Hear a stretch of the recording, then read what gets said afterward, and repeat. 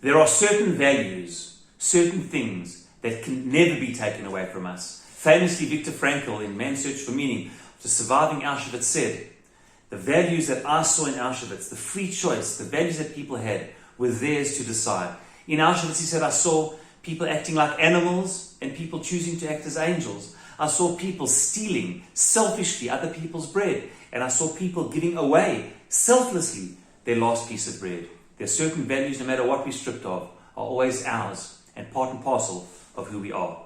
Incredibly, we see in the Torah that only two values are called a morasha, an inheritance for each and every Jew, that all of us have a unique personal connection, intimate connection to them.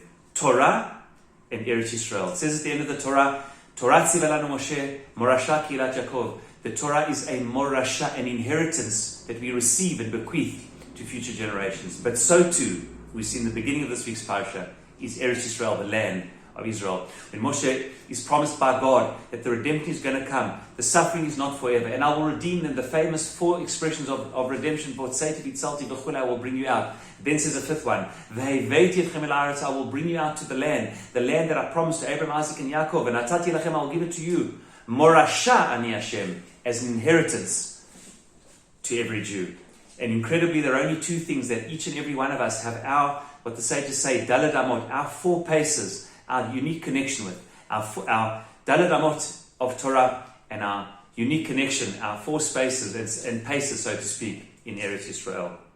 Incredibly, these are the great challenges that we face today. The challenge of Torah, of deep Jewish, spiritual, and religious values. We live in a world of so much, unfortunately, a culturalization and assimilation. So many Jews leaving the fold. A lack of deep-rooted Torah values and spiritual values. The need to deepen our Jewish identity and destiny. And at the same time, the centrality of Israel and Eretz Israel. There are many today who speak in a postmodern language. We don't need nationalism. We don't need countries. We don't need anything particular. We delete and erase these markers of identity. And the Torah says, no, part of our very essence and identity is both the Torah and our value system and our mystical connection to Israel, which has survived millennia and generations and suffering and distance. Nothing could keep the Jewish people away from their desire to return, because there's something about our connection to Torah and Israel which goes to the core of who we are. And may each one of us deepen that identity and destiny of furthering the values of our connection to Torah and our connection to the incredible land and state of Israel. Shabbat Shalom.